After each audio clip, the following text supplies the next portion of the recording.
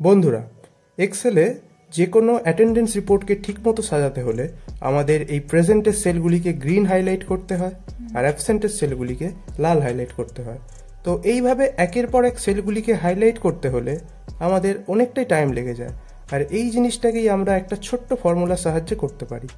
তো এই জন্য তোমাদের যে স্টেপগুলি ফলো করতে হবে তা স্টেপ বাই স্টেপ দেখে নাও।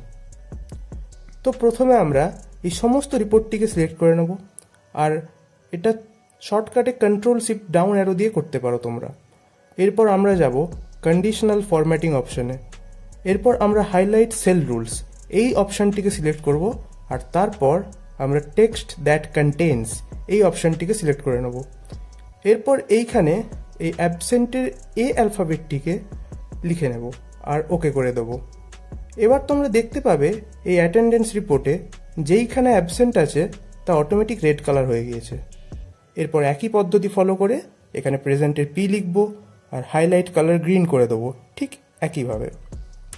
আর তারপর ওকে করলেই দেখো অ্যাটেন্ডেন্স রিপোর্টে যেখানে প্রেজেন্ট আছে বা পি আছে অটোমেটিক গ্রিন হাইলাইট হয়ে গিয়েছে। আর এই শিটেতেই তোমরা যেখানে খুশি প্রেজেন্ট বা অ্যাবসেন্ট লিখলে অটোমেটিক গ্রিন এবং রেড কালারে হাইলাইট হয়ে যাবে। তো এই ফর্মুলাটি তোমাদের কেমন লাগলো কমেন্ট করে জানিও। ভিডিওটি ভালো লাগলে লাইক করো। Thanks for watching.